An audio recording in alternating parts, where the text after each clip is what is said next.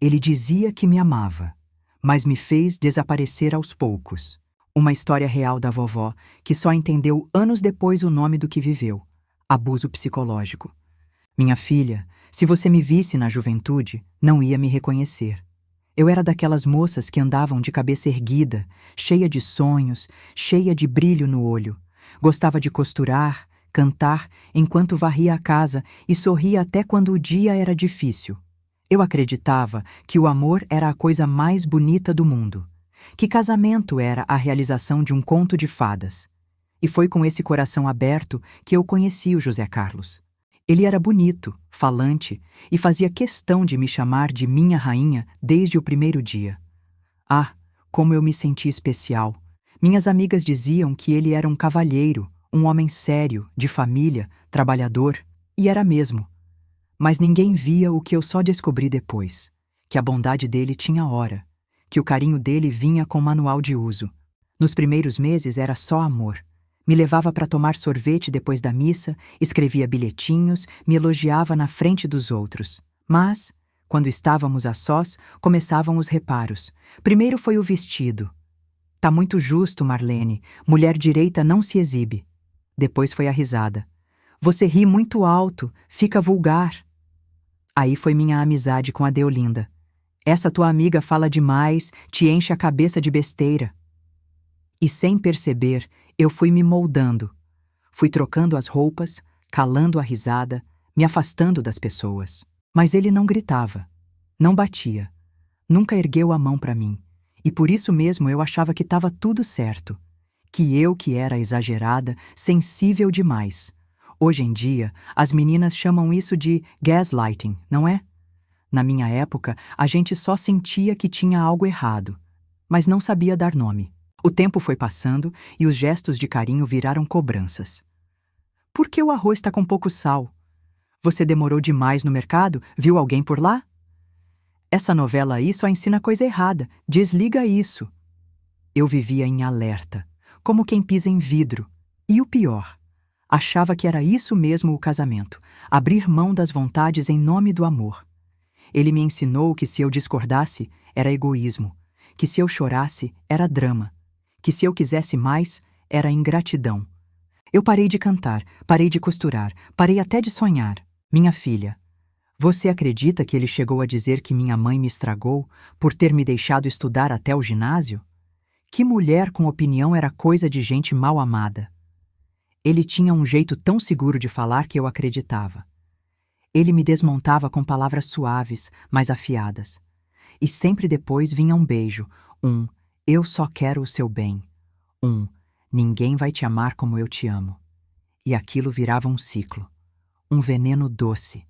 Quando nasceram os meninos, achei que tudo ia mudar, que ele ia se acalmar, se tornar mais carinhoso. E até parecia por um tempo. Ele ria mais, me abraçava na frente dos outros, mas dentro de casa, os comandos continuavam. Não deixa eles ficarem muito grudados em você, senão viram moleques fracos. Não mostra que tá cansada, mãe que reclama é mãe relapsa. Você só pensa em dormir agora? Perdeu a graça. Perdeu a graça. Aquilo doeu mais que qualquer tapa. Foi nessa época que comecei a ter crises de choro escondidas. À noite, no banheiro, enfiava a toalha na boca para ninguém ouvir. Eu olhava no espelho e via uma estranha. Uma mulher com olheiras, sem riso, sem cor.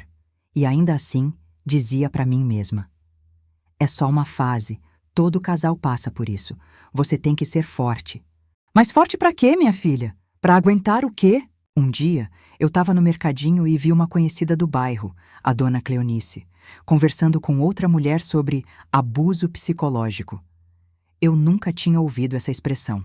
Fiquei ali, escutando de rabo de olho, sem entender tudo, mas algo dentro de mim vibrou.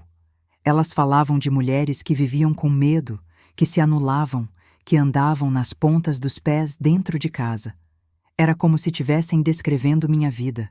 Naquela noite, eu não dormi. Fiquei revendo cada cena, cada frase dita com aquele tom de quem ama corrige.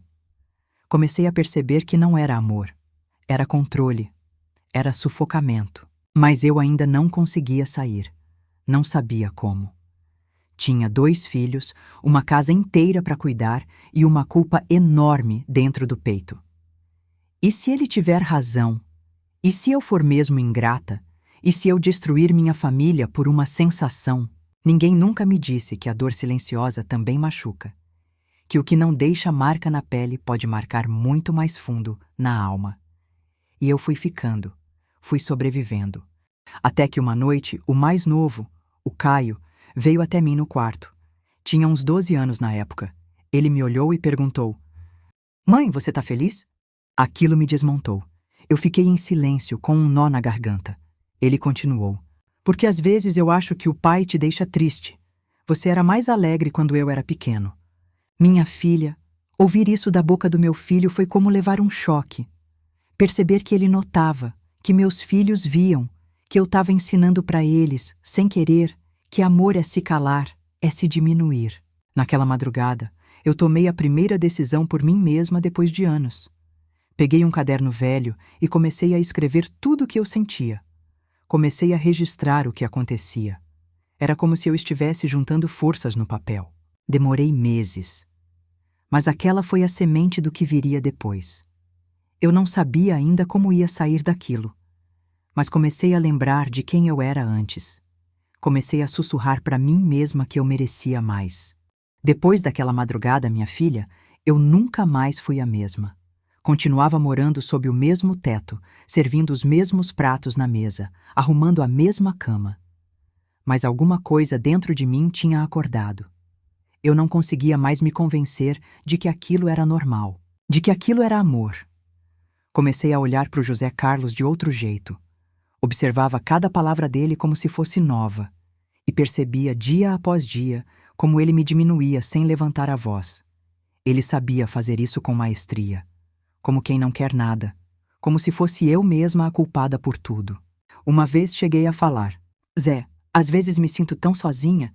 E ele respondeu seco: "Sozinha? Comigo dentro de casa, 2 filhos, comida na mesa?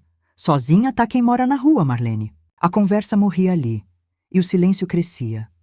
Mas agora, eu já sabia que aquele silêncio era pesado demais para continuar carregando. Aos poucos voltei a escrever no meu caderninho. Nele, eu botava tudo para fora. Desde o que ele dizia até o que eu sentia. Comecei a descrever até os meus sonhos. Eu sonhava de vez em quando que estava correndo num campo aberto, com os cabelos soltos, sem medo de nada. Acordava com o rosto molhado de choro. Meu corpo implorava por liberdade, mesmo quando a mente ainda duvidava se ela era possível. Foi numa dessas manhãs, sentada na varanda com o caderno no colo, que a Deolinda, aquela amiga que o José Carlos me fez afastar, passou na calçada. Nossos olhos se cruzaram. Ela hesitou, mas sorriu. Eu sorri de volta. E aquilo, minha filha, aquilo foi como reencontrar uma parte de mim que eu tinha perdido. No outro dia, tomei coragem e fui até a casa dela. Tremia dos pés à cabeça. Fazia mais de 10 anos que a gente não conversava.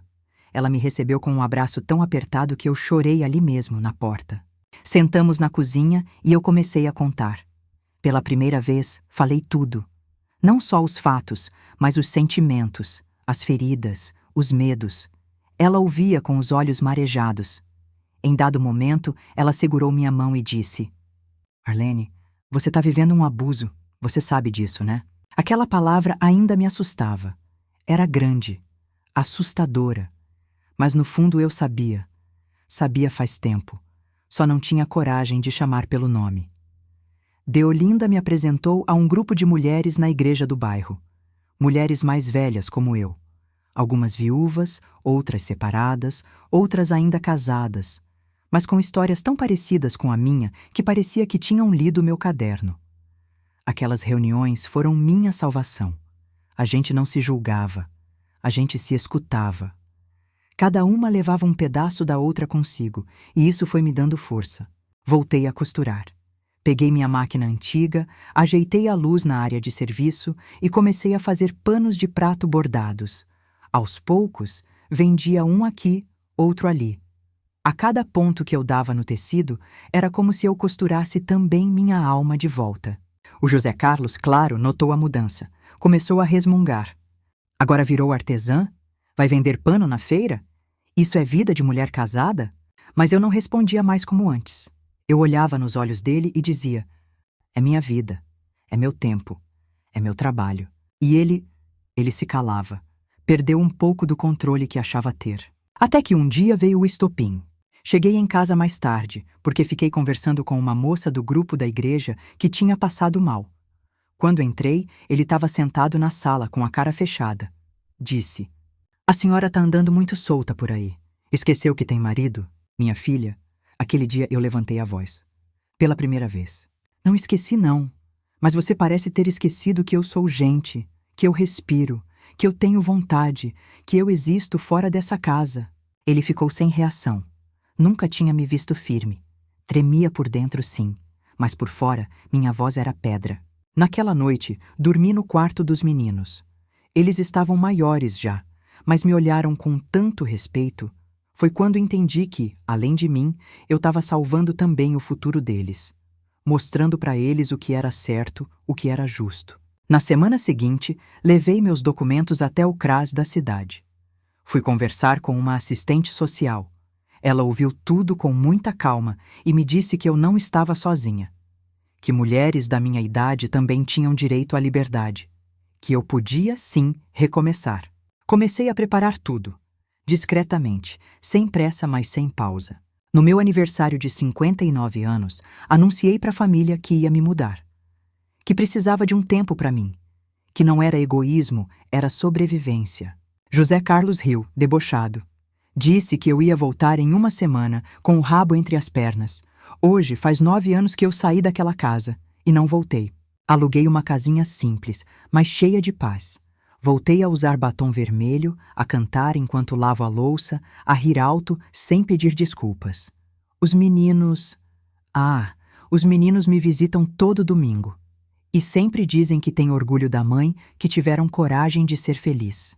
De vez em quando, claro, me vem a tristeza. O tempo perdido, as palavras engolidas, as noites em silêncio. Mas hoje eu sei, não foi culpa minha.